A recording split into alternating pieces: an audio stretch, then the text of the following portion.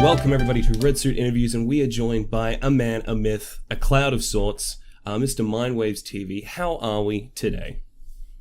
I'm doing great, dude. How about yourself? I am loving life as usual. I had to put back this interview for a week because I've been pretty sick. Got the good old coronavirus, I think, but I think I'm recovering. So that's the dream. Hey, well, good thing your country's away from me, eh? Yeah. Well, we just found out that the city, pretty much like an hour away, has got a corona victim. So we're like, yay us, you know? So well, it's all right. Apparently, there was one in my state as well, so I might not be safe either. So that's all right. No, that's all right. I'm pretty sure. I'm glad to hear you're feeling better, though. No, I'm feeling much better. Got a little bit of the old snots, but that's all good.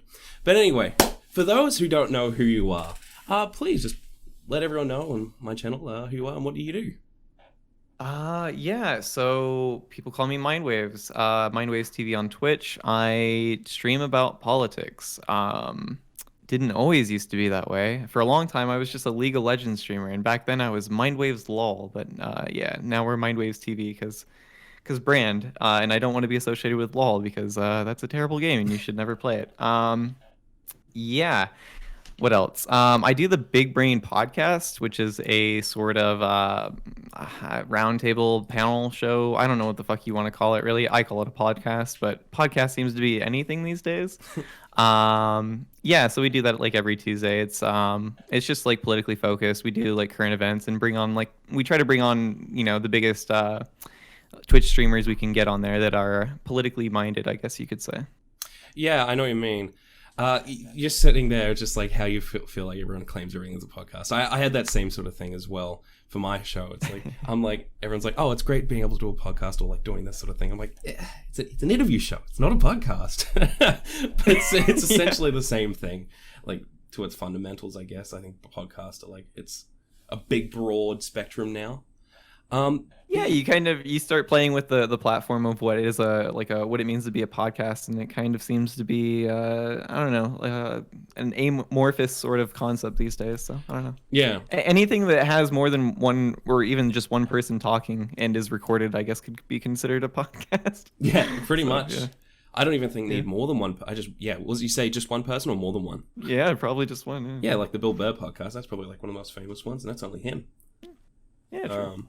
But you said that you meant from going from League to political content, or just, I guess, just chatting more specific, like more broadly. Why did you make that jump? Was it just interest? For mostly just my own personal interest, if I'm going to keep it real.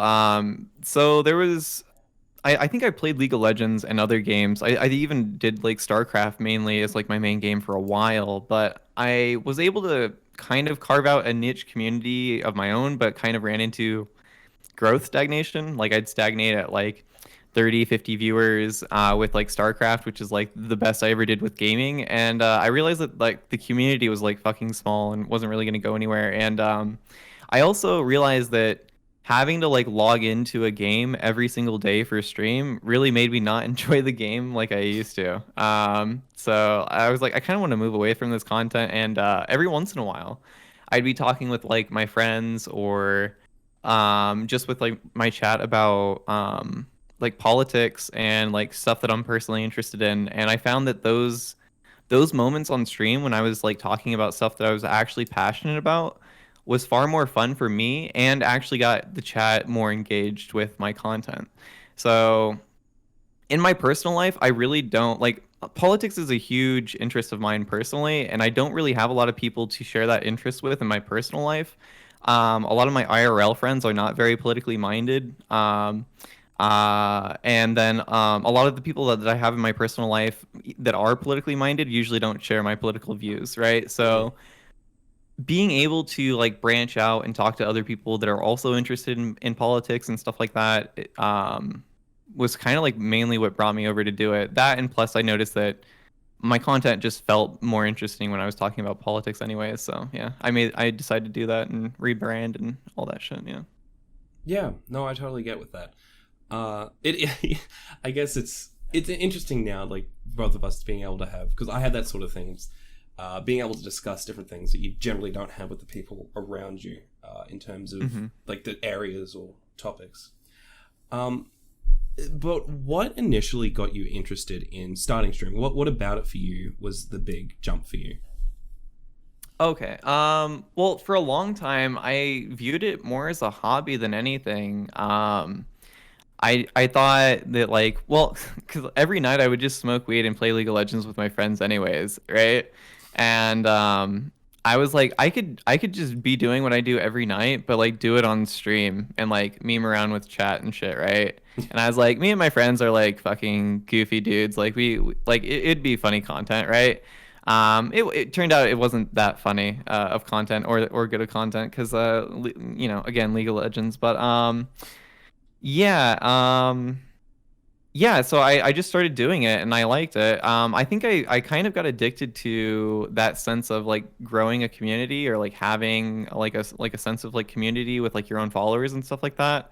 I Mm. really like that. And then when I started branching out and like reaching out to other streamers, even other like gamer streamers and stuff like that, being able to make those connections with other people on the platform as well was pretty fun to me. And actually, I think that's what a huge reason why I started like the podcast is because I noticed that on Twitch, a lot of people will often stay in their own little bubble and not really network with each other unless you kind of like ask them to.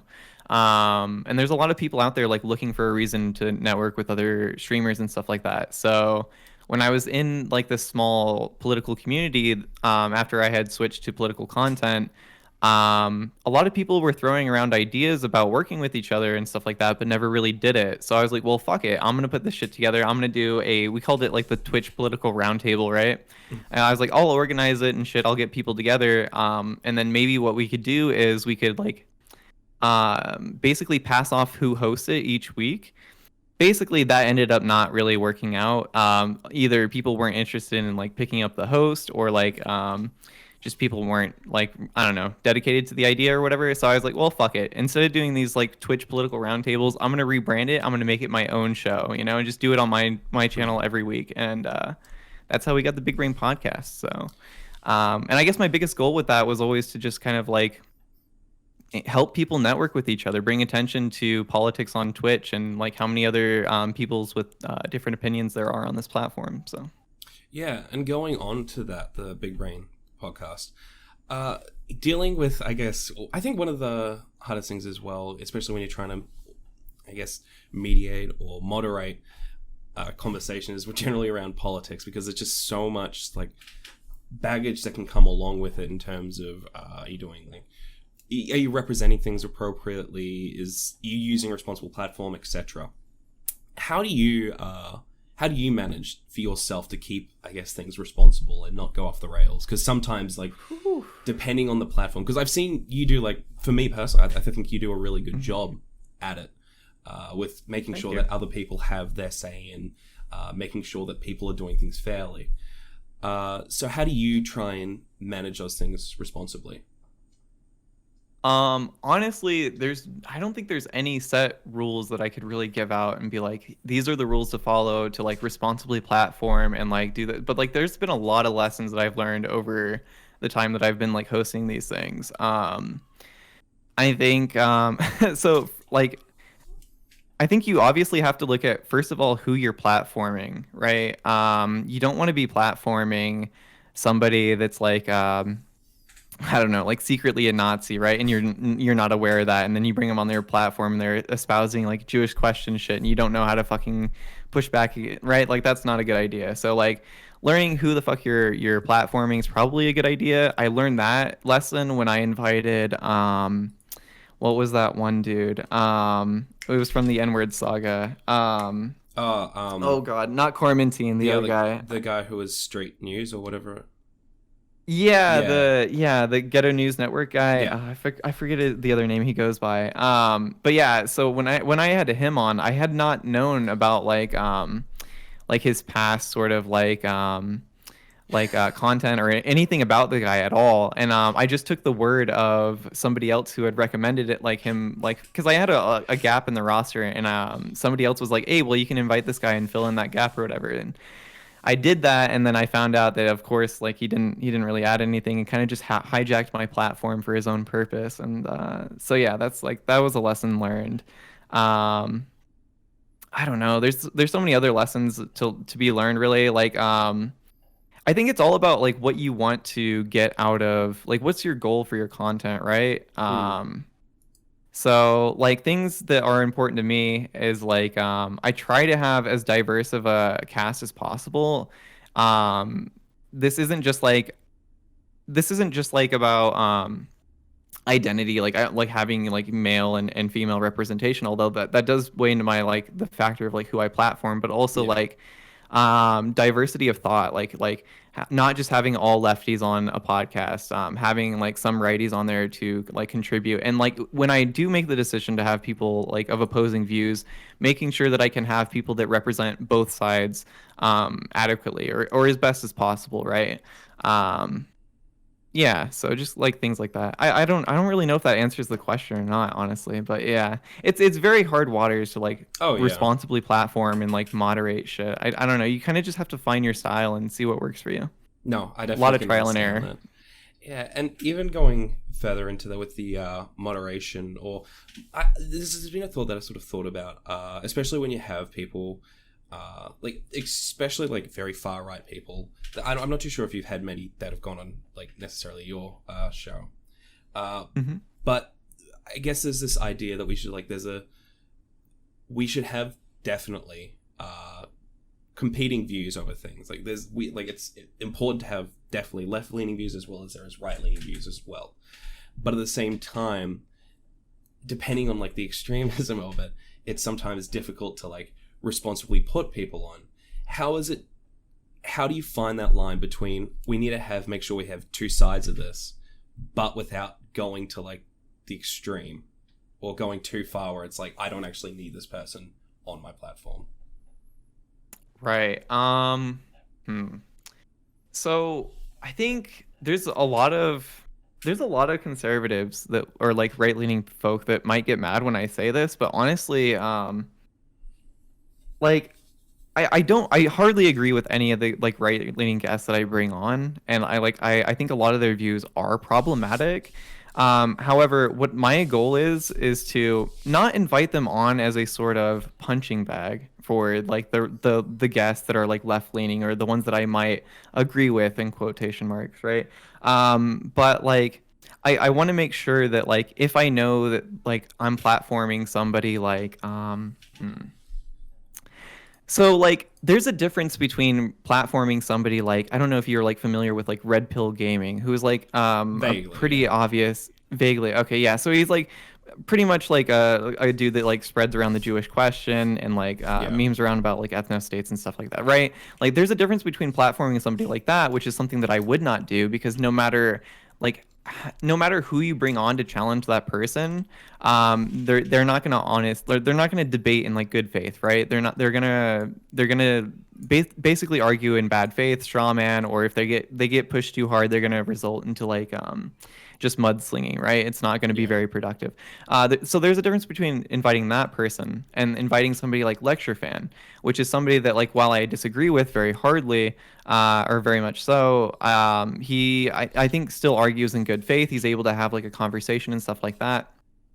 Um, so yeah, like in a lot of ways, what I try to do is I try to make sure that no matter how problematic somebody's personal views are, as long as I'm able to bring them on, they're able to have an honest discussion, and I'm able to have somebody on like, I guess you would say like the left leaning side of the political spectrum challenge them adequately, then I feel pretty comfortable. Oftentimes, I've run into instances where I'll have say like like four lefties and a few righties on a show, and there's a point where I'm feeling like fuck, like some of the lefty folks on my show like aren't really pushing back how I would like, right? And there's Yeah. are certain times where I'll jump in and I'll be like I'll have to correct things or I'll have to like steer the narrative. That way I make sure to like not irresponsibly platform somebody's like opinions or something like that. But I don't know, it's just like I said, it's really a hard balance to it's really like case dependent, I guess. I don't know. No, I get that.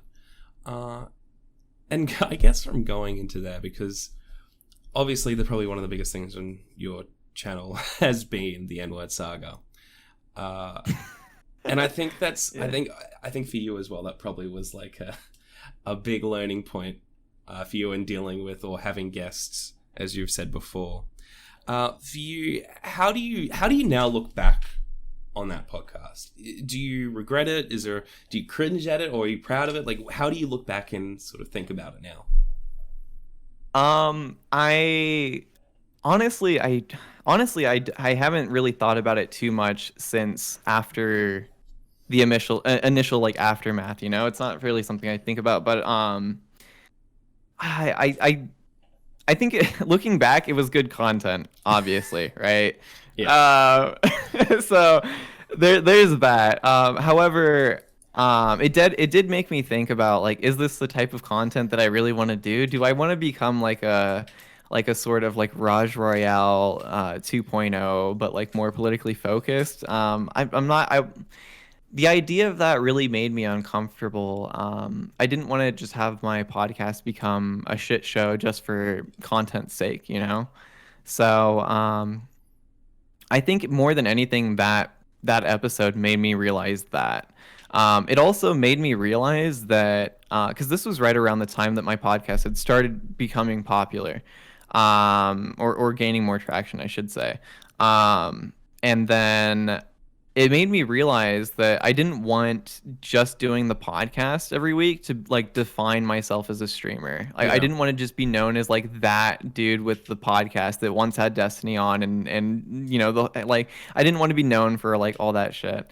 So it made me want to like diversify my content outside of just doing podcasts and shit, which it seems to be hard considering podcasts is kind of like the meta in politics on Twitch right now. So Yeah. And going even further into that is what would be the biggest thing, or what are some things that you would change from that? Because there was a like you could argue that anything could have stayed there or changed depending on your framework you were looking behind it. But Yeah. what would you go back now and change? That's a really good question. I think definitely what I would have changed is so there was the big meme about like oh, you didn't tell Destiny that the N-word was going to be a topic. Yeah. And yeah, so I actually did end up springing the topic on him. It wasn't really on the topic list, and it was something that I had agreed to put on. I agreed that it was going to be something that was going to be discussed on the podcast with Cormentine and the dude from Ghetto News Network. I forget his name now. Cole James Cash, that Yes. guy. Yeah. So because Irrelevant, Cole James Cash, and Cormentine, I had all either been in direct communication with, or I had one of my mods confirm that they wanted to talk about that as a subject, right? So I was like, oh, fuck it, I'll throw it on. I'm sure Destiny won't care. He never really cares what the subjects are or anything like that, right? Yeah. But I realize it doesn't look good when you spring topics on your guest, no matter who the guest is or how comfortable they are with that. Yeah. So I definitely learned not to do that again. I'll never fucking spring a topic on somebody like that. I also learned that you should be very wary of inviting people on your platform that don't have the intention to really contribute anything to the show, but rather want to hijack it for their own purpose. Which is kind of what I felt like happened with Cormentine and Cole James Cash. More so Cole James Cash than Cormentine. So yeah, I don't know. It's just I think those would be the two big things I would change. Is I wouldn't have sprung the topic on Destiny. I would have fucking asked him beforehand, and I would have made sure that Cormentine and Cole James Cash were actually interested in like the podcast and like having a discussion, as opposed to just like taking Destiny to task, because like that wasn't really what I had planned. Yeah. Yeah, I think that's it. Okay.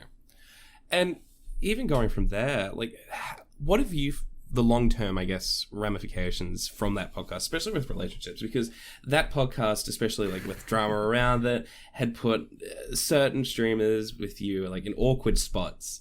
How do you sort of now see that? Do you feel like there's any like ramifications from that with dealing with other creators online now?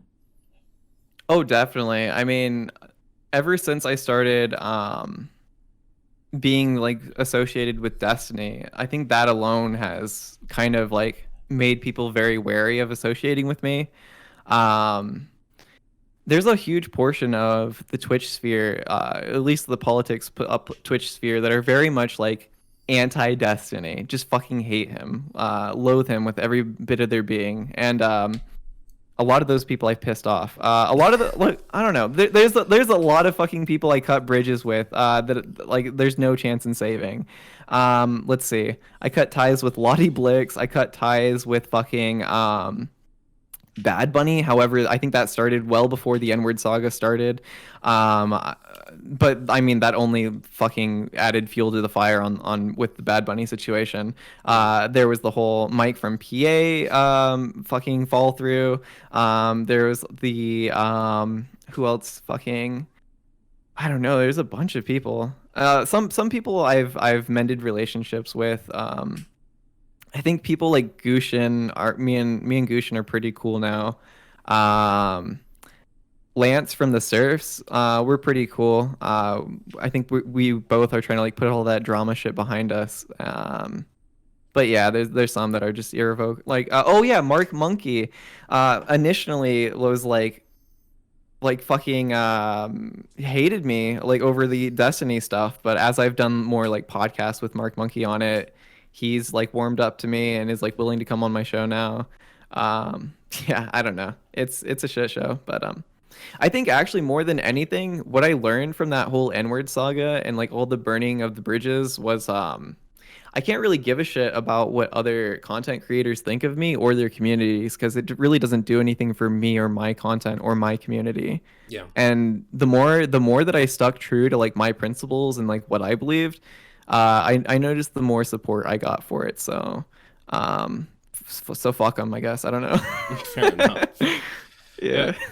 Well, I don't deal with like, I'm gonna say like a few of those names have no idea who they are, but I don't deal with Twitch too hardly. I talk to people on Twitch, but I'm not on Twitch very often. Mm-hmm. But maybe if I hop on, maybe people won't like me because I've done 2 interviews with Destiny. I don't know. It'll be fun.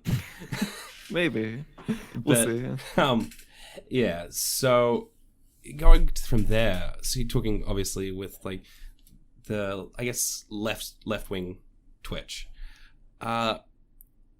There's a lot of obviously negative surrounding, like there's a lot of criticism that often gets thrown at it. What do you think that left wing Twitch? What's a better way? Is it just, do we just say left tube, or is it? I don't fucking know anymore, dude. Right tube, left tube. Like I don't know. The Surfs were trying to popularize Butter Horse, but that just sounds cringe as fuck. So yeah. I don't know. Yeah, just lefties on Twitch or leftist Twitch or left. I don't know. Left Twitch. I don't know. Sure. Let's just say that. Let's just say left Twitch. Left Twitch. Yeah. Left Twitch. What do you think that left Twitch does well? Does well. I think that there are certain people within the quote unquote left Twitch that are very, very interesting, very good at creating communities, very compelling, that also make like very compelling content. People that come to mind are like Cyberwitch Lexi, Eva Una Love, stuff like that. They're able to like garner very very inclusive communities that are focused more on coalition building and like are centered around like the message of leftism, as opposed to like just the aesthetics of like being a leftist and stuff like that, which I find like very, very compelling. I think that that's something I personally admire. Yeah. So yeah. So then what would you say would be the, I guess from there, because you sort of touched on that, what would you think is left tube? What do you think left Twitch his goal should be? Is there a main goal for it? Yeah. I'm honestly not comfortable saying. I think that I used to have this idea that like if you're doing leftist content, it should be for, it should be for spreading the message and getting people on your side and blah blah blah. But like honestly, the more I do this shit, and the deeper I get into like political memes on Twitch and like just as a content creator in general, the more I really have come to realize I do this shit for mostly selfish reasons. I don't ever claim to do this shit for like altruistic reasons. I'm not going to pretend that I'm sitting here streaming on Twitch to enact some fucking socialist revolution.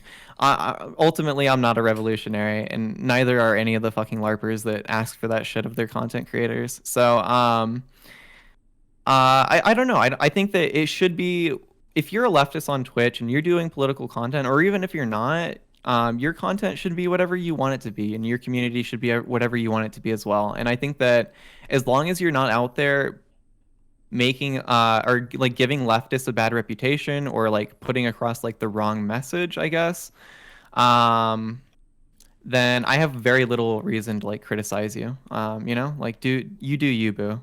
Yeah.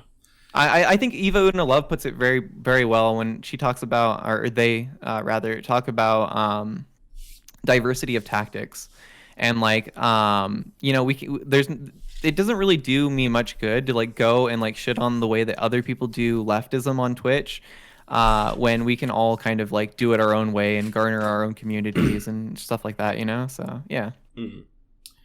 And you sort of briefly mentioned about how this level of like larpiness with certain people in terms of how they sort of envision the socialist revolution, or what you want to call it. Yeah.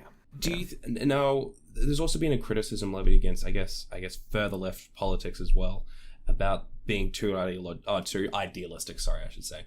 That it's almost, when you sort of start talking about like socialism and communism and stuff like that, it becomes more necessarily like a debating sort of fiction almost. Do you think that's like a fair criticism to make? I think I think it is a fair criticism to a degree. I think that leftists have it hard because we have to advocate for something that is that is basically an alternative to capitalism, an alternative to the status quo, to something that we've all been conditioned under. We've all, we all know what capitalism looks like because we live in it day to day, right? We have no idea what a socialist society would look like or a communist society would look like. We have to create that idea before we enact it, right? And I think that it's very silly to think that we can ever enact a revolution when most people let alone like most of the like people I talk to on Twitch that are into politics from a left side or from a lefty perspective, let alone them, but also like the country as a whole, right? Like I don't think that people really have the vision for what a social like a socialist society or a communist society would look like, This is why I really fucking hate when there are people on the left, or people that are leftists that are fucking like Rose Twitter or whatever, like these internet LARPers that like basically scoff at the idea of progressivism. They scoff at the idea of like incremental change. They like anytime that you advocate for practicality or anything like that in politics, they kind of like just want to write you off as a lib and don't really take you very serious. I have a big problem with those people because I think that the only way that we really can move towards a socialist society is by taking a more pragmatic view of what revolution could be. I don't think that revolution is necessarily hauling out the guillotines and putting up landlords up against the wall or something like that, like, or memeing about on Twitter how Mao was right or something like that. Like, right? Like, that's not how we get the revolution. We have to get it by changing people's ideas and making incremental changes in society, one step at a time, Yeah. Yeah, and even touching on that with the Mao, laughing at the Mao stuff, obviously one of the big things that Destiny gets a lot of flack for, especially from left Twitch, is him comparing, when you sort of meme about communism, the USSR and doing tanky stuff, or like memeing about, like kill all the landlords, and equating it to like when, like, I guess Krypton fascists do the whole thing of like, like what's the whatever percent thing and whatever, like doing a lot of dog whistles. Do you feel like that's a fair comparison, or do you think sometimes it's just a little too much? I think I know what Destiny is getting at when he says this, although I think that like the way that he portrays it is very dishonest, and I think that it suits this sort of like anti-leftist narrative that he's trying to push. So I don't agree with the way that he says it, or to the extent that he believes this, but I also take a big issue with people that like Even if they aren't like tankies, even if they don't like fully suck off the USSR ideologically, like people posting like memes about like Mao is right, or like executing the capitalist class or anything like that. Any of that sort of like tanky memeage shit, I really don't dig it. I don't think that we should be fetishizing the USSR. I think that the USSR was um, basically a failed revolution that should not be idealized, nor should Stalin. Um, but with that being said, I think that there are some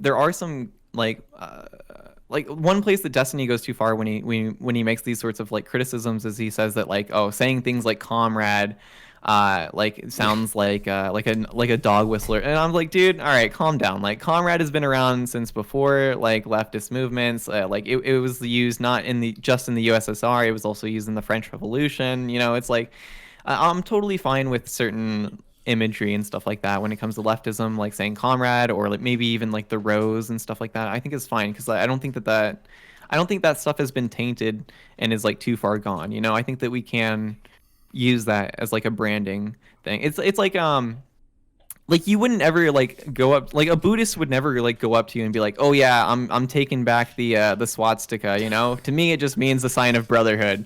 It's like, Yeah. nah, like when you're talking about the hammer and the sickle, people aren't like, you're not going to rebrand that. That's always going to mean a failed state. That's always going to mean the USSR to people. Yeah, I don't know. So yeah. And going even further with the Destiny thing, obviously you associate. Would you say you associate more strongly with Destiny than sort of most left Twitch-esque streamers? Would you say that's a fair characterization? It depends on what you mean, like associated with. Like, so before I ever got into like political streaming, I was a really big fan of Destiny. I liked a lot of his debating content. I even watched the dude when he was doing like StarCraft and shit. And so I've always been a fan of Destiny. But like, however, I would say that I'm much more closer with other streamers, like Irrelevant or Bastier or like other people that I've like worked with, more than I am Destiny. Like I don't really view Destiny as like, we very very rarely talk outside of when I invite him on podcasts and shit like that, right? So yeah. Okay, I was just because I was just gonna sort of more talk about with I guess now with how he's sort of going with his left anti-socialism, what do you want to call, like communism thing. How do you feel now being comfortable when you sort of like, what, like I still believe in like socialist or socialism or socialist aspects. How like do you find like a little bit uncomfortable in that sort of regard? Like not really. No, I mean, I like to meme. I like to meme that I'm like the last true socialist on Twitch. That like like I'm the one that's like, but like that's mainly just like me LARPing, right? Like I don't really believe that. But like I think that there are people. So this is the thing: is that like I actually understand why Destiny like kind of fucking hates on like leftists, right? Because like I also fucking hate leftists as well, even though I am one. Like I like there's a lot of fucking people even within this like even within the Twitch sphere that are like leftists that I fucking despise. I would never want to call them my fucking comrades, like I don't know. So like I don't know. Maybe I'm just taking like the centrist position as like I understand both sides, but like, yeah, I don't know. Like when you say like uncomfortable, like what do you mean? Well, it's just sort of when you have someone who is just like actively in their community purging anyone of like socialist beliefs, and then you're sort of like, how does that like make you feel? You're like sort of like, well, am I on the chopping block one day, or like how do you sort of like deal with that? Yeah, I think well, as far as like Destiny's community is concerned, I feel like I really don't have much to worry about because I personally feel like I wouldn't be those leftists on the chopping block, Yeah. I might be like, maybe I'm one of the tokens that like, oh, he's one of the good ones, so we keep him around, like I was thinking about maybe that, I am. Yeah, you're sort of used as you're like the Blair White of socialists, where it's like, oh, he's the good one. Oh, that sounds so dirty. It makes me want to take a shower. Maybe though, yeah. Yeah, and because I mentioned before about sort of Destiny going on the iconography of USSR and being used that. And one of the things I asked Destiny, because I found sort of a possible little bit of like hypocrisy a little bit, was how, especially with Dan doing ATAB with like all tenants are bastards, and going through and like watching like eviction videos and stuff like that, and making jokes and stuff around that. And I found I was sort of interested because I thought like some people could see that as a bit hypocritical of where you're going like super hard over a bunch of people being like super anti-landlord, and then you have someone there who's being like ironically anti-tenant. And how he said that the difference is because he didn't agree that it's like the same thing, because he felt that that tenants, there's not an actual way of tenants actually doing this or being like actually trying to purge all tenants, whereas like there's this community that is still inherently believes that we should all purge landlords. Do you feel like the ATAB thing could fall into the same boat as the iconography of the USSR being used as like memes, but realistically you've sort of got this like ulterior motive behind it? Let's see. If I was trying to like steelman both sides of this argument, I would say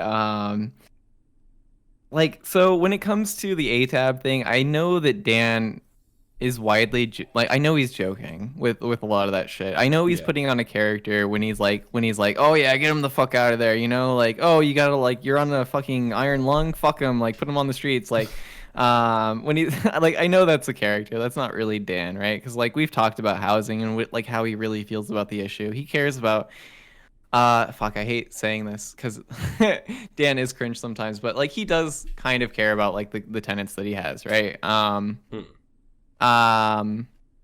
Although I will say that like I think that there is a chance that some people use that ATAB shit to like unironically shit on people that are like in poverty and like are like in desperate like situations. I don't know. It's hard to fucking tell. I really don't think that like, I don't think it's causing so much damage that like a portion of Destiny's community now fucking hates tenants and is like wanting to execute them in the streets, you know? Like at least we haven't reached like tanky level like memes of like put them against the wall, right? But like the thing is that like when leftists do it, it's very hard to tell whether or not they really do believe it or not, right? Because I used to think that like, oh, tankies aren't that big of a deal. Like I've only seen like a couple of these memes, but the further I get into like this community, especially the further I get on like the Twitter sphere of like leftist politics, the more I see like posts about these like about people like unironically believing this. Like I don't know, like there was a whole thread in reply to Dan actually about over the ATAB shit, where people were like unironically sharing like guillotine memes and like shit like that, and I was like, holy shit! Like, you'd go to their profile, and sure enough, they're like some brand of like fucking Marxist Leninist or like whatever, and it's just like, oh god, like I don't want these people on my side, like Jesus Christ. So yeah, I don't think it's comparable though. Honestly though, I think that one is more obviously a joke than the other. It's much harder to tell when leftists are playing a character when they're sharing those memes than when Dan's saying ATAB. So yeah. Oh yeah, like I look, Dan wasn't happy that I asked that question because I heard he wasn't happy about that. And like I don't have anything against Dan. I think I did laugh at the clip. When he's like, "Get him out of here," because that's a yikes, clip. But I don't know. I sort of sit sometimes. Like I just I'm not 100% too sure where I sort of sit with it. Obviously, I think if there's actual genuine people who are unironically doing it, then I think that's an issue. But at the same time, if I considered if it was a right leaning, or let's say Steven Crowder was doing ATAB. I think it would be a different question altogether there. I think that's something to stay in mind, because if he does it,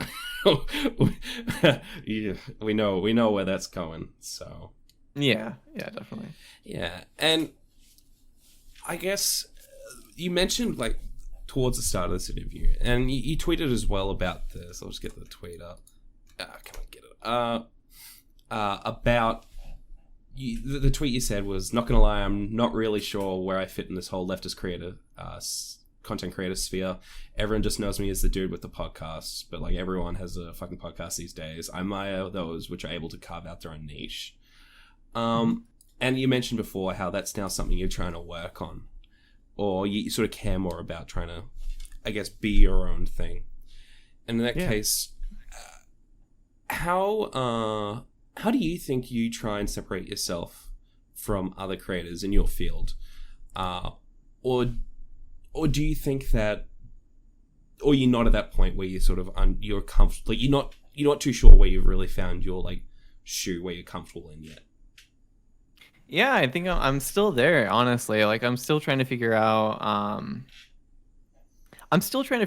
like what I want to like what do I want to be known for it, like on Twitch, you know, outside of just the podcast. If it turns out it is just like the podcast, I guess that's fine. But yeah, like I don't know, like, so the reason that I tweeted that is because I noticed that there's a lot of people on Twitch that I've been streaming alongside for a long time that have, like I said, like carved out their own like niche communities, you know, people kind of like Evo Una Love, who has, you know, basically grown their community with this sense of like cozy leftism or cozy feminism and stuff like that, you know, and like there's a very clear goal. You know what you're getting when you tune into like an Eva stream, you know. I think that's really cool. There's other people like Bastier, for instance, that has like a very like you know, he's very much a character. He like you kind of know what you're getting when you tune into his streams as well. But even I don't really know, like when people tune into my stream, like the thing is like I don't know what they're expecting. I don't know what they I don't know, like you know, like I don't know, like the way that I perceive other people and their content, like how do the viewers or like the Twitch community at large view mine, you know, what's their perception of it? And that I really don't know, you know. Yeah, and I relate to that very strongly.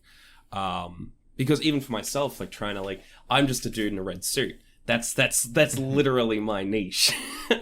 Like I just like having conversations. Like I'm literally known as the guy who's wears a red suit and then talk to the guy. Do you know like the Cool Cat? Yeah, I'm the guy who, I'm pretty much not A-Tail. I'm the guy who wears a red suit and talk to the guys who did Cool Cat. That's me. Okay. Okay. Yeah. So it's like even for myself trying to find that differentiation is difficult. And so like for me, I'm like I recently did like a charity live stream, and that for me was like, okay, there's something there that I can sort of figure out where I can actually point myself differently. And is there any, I guess from there, is there any other projects or future ideas for yourself where you can sort of envision maybe doing something else differently? Let's see. Honestly, at this point, as far as my content goes, I think that the biggest thing I need to work on going forward is like basically being a lot more consistent with like the quality of my content and my schedule as well. And then just kind of like trying to like diversify things, like stick to something for a while, see if it works, and if it doesn't, drop it, you know. Because like I've had a lot of ideas for content, like, oh, we'll do Reddit reviews, like we'll open up like different subreddits and see what's going on in the news and kind of just like go like do that. Or oh, we're gonna do like React Andy content today, and kind of like you know, just like send me a bunch of videos, I'll react to it or whatever. And then we have like other like podcast projects and stuff like that. I've also actually thought of doing an interview series myself, but I don't know if I have the skills to do interviews, which you're very good at, by the way. Thank I think you. you do a good job. I try. Yeah. Yeah, it is a skill set doing interviews, that's for sure. I've had my cringe interviews that will never see the light of day. With probably one of the biggest Twitch streamers. So don't worry, it's a hard thing to carve out, but one day he can work it. I don't know. Yeah, for sure. I could imagine. I mean, there's been some podcasts where I'm like, I don't know if I want to air this one. This one was kind of cringe. Yeah, no. When you have to cut it halfway because it's going nowhere, that's when it goes yucks. But yeah. So you sort of you're trying to like, I guess you're in sort of like the board phase where you're putting up all the ideas on the board, trying to sort of figure out which thing to go off next. Yeah, it's very hard. It's very hard for me to know at this moment what the next step is for me as far as content, because I'm still trying to discover what that's going to be. Yeah. And what do you think's now the hardest part for streaming for you? I think like what I said earlier is like being consistent, either with like my schedule, because I'm very bad at keeping a schedule. Like I'm very bad at like, particularly like my sleep schedule, like setting a time to like wake up and like go to sleep is like very hard for me. But not doing content when I'm like not fully invested into it, I think would be like a big one, because I've noticed like I'll reach a point where I start to either not care, or like I'll get kind of like complacent with things, and then like I'll stop putting in the effort that I normally do, and then I think it shows in my content, you know, like Yeah. I think that cutting that out would probably be best. Yeah. Yeah, and obviously you have like real life responsibilities as well with like having a family. True, that does make it pretty hard, having kids and shit, because like there's only a certain amount of hours I can really stream, because like the rest of my day I'm pretty much a stay-at-home dad, and like I have to make sure my kids are like on schedule and doing all that shit. So yeah. Yeah, fair enough. And I guess to wrap this whole thing up, I usually ask one question for my political guys, and now obviously through our conversation that I have to put a clarification, because my producer once suggested this, because it came across awkward one time, is this is not an endorsement of any far-right or Nazi-like beliefs. It's just a hypothetical. And this is, I'm not trying to be a dog whistly guy as well. That sometimes sounds a little bit sarcastic. Okay. But, so the hypothetical that I ask is, so let's say you died and you went to heaven, and you met God, and God's like, I like your stuff, but Nazis were kind of right all along. They were right from the very beginning. You know, even like to the fact like Hitler shouldn't have been in charge. He wasn't blonde hair. Like it's like that was a bit of a mistake. But otherwise, they were pretty much right. But you know what? I really like what you do. I like your stuff. So what I'm going to do is I'm going to send you back to Earth, because I'm really fed up with this like whole idea of people not really realizing what the truth is. So I'm going to give you the power to basically let everyone know that the truth of the world, essentially. And you can, as soon as you tell someone, everyone in the world will know it, and know it as like as fact as like gravity pulls things down or whatever. Okay. But if you don't say anything or you don't let anyone know, you can do that. But if you tell people, you go to heaven. If you don't, you go to hell. How do you manage that? How would you deal with that? Let's see. So for my my brain doesn't really work with like ideas of God very well. So like if I'm trying to put myself in like a believer's mindset. So okay, let's see. So if I found out God was real, and I found out that he's like actually a Nazi, and that I had to disseminate Nazi propaganda, like I get a second try at life, but I have to disseminate Nazi propaganda, or if I don't. Point. Okay. Oh, yes. Okay. Oh, Okay. Well, I mean, we could argue about the definition of propaganda, but let's see. I think at that point, I would probably tell God to get fucked and send me to hell. Like I don't even want the do-over, dude. Just like fuck it. Like my whole life has been like a fucking mistake. Apparently, my whole life is fucking like everything I knew is wrong. Like, why am I gonna go back and like live under some like Nazi god? Fuck that. Just send me to hell, dude. Get it over with, dude. Like just. Oh, you cut out there for a bit. You there? Can't hear you. Oh, you muted. Oh shit, am I muted? Oh shit, my bad. Yeah, so I said, you know what? Fuck it. Just send me to hell with all the cool people. We'll start the fucking socialist revolution there, and we'll make our way back up. All right, we'll fucking do it. I haven't not heard a response where it was just like a response and just apathetic, or it was just like I don't whatever. Like if that's my life's I love this question, because when I first started asking this, I sort of figured I'd get like one of like two responses pretty like specifically. Like it's either going to be like, oh, I'm going to tell people the truth because that's the right thing to do, or it's like, fuck, I'm not going to get tortured in hell. Fuck that. I'm going to go to heaven. Like, but I've heard so many like amazing answers just from like different people. It's great. From I'm going to skip my gay ass into hell to Vermin Supreme saying he would whack God over the head with a boot. To Hell yeah. Destiny's one, which was just like philosophical like thing where he's just like, well, you know, like I definitely just tell the people because it's just the truth of the world. And like he used the hypothetical of if there's like a wall and there's one guy on one side of it and I can't see what's on the other side of the wall and he tells me there's something there, I just sort of, you can't really like tell him he's wrong. He would find a way to like philosophize it. He would. That's like the most Destiny response I can think of. So it's like every time I've like talked to someone about it, it's always like interesting. And like I had another one where two people got into an argument on the one like interview over it. So I really like that because I just get like, and I love just the apathetic, just like, well, shit. Like if my life's a lie, like may as well just just fuck end it, it, dude. Yeah. We'll have a better time in hell. We'll make it work. You know, we'll redistribute the means of production or whatever the fuck goes on in hell. You know, we'll figure it out. Right? Yeah, I really was not expecting a response like that. So I love that.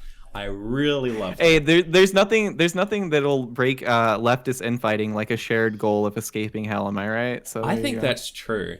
And plus, if all the Nazis are in heaven, then like, what's the fun in that? Yeah. See. Yeah, exactly. That's like, yeah, that's the argument with like a lot of religion. Like, you know, if all the religious people are in heaven, then what's the fun of being there? You know? So true. Yeah. But that being said, I think that's where we'll wrap up today. So, Mr. MindWaves, how can people find you, reach out to you, watch your stuff? Like, what are the things that people can say or find? Yeah, so all the things. So you can find me on all the things at MindWavesTV on Twitch, Twitter, Instagram as well. I need to fucking upload on Instagram.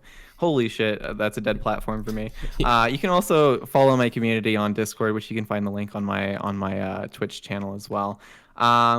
Yeah, so if anybody's not already following me, do it there, and catch my next podcast. We do it every Tuesday at 10 p.m. Central, or not 10 p.m. Central, at 10 p.m. Eastern time, rather. So yeah, that's that. Okay, cool. And all the links will be down in the description below. And also, last quick question: when are you going to upload to YouTube next?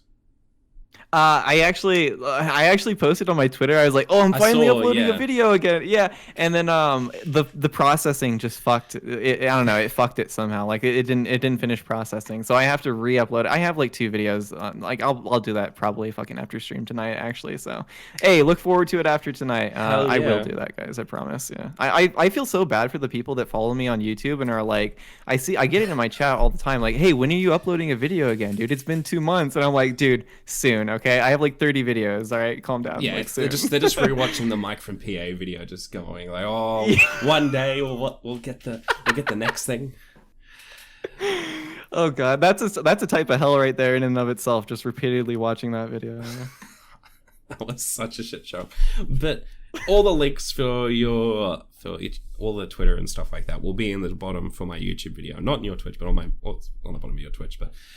All the stuff will be down below, and people also check out all my other content as well. Bunch of interviews. I've got interviews with Destiny, Vosh, Bastiat, and of course the God King, Vermin Supreme. So everyone, thank you for watching, and hope to see you in the next one.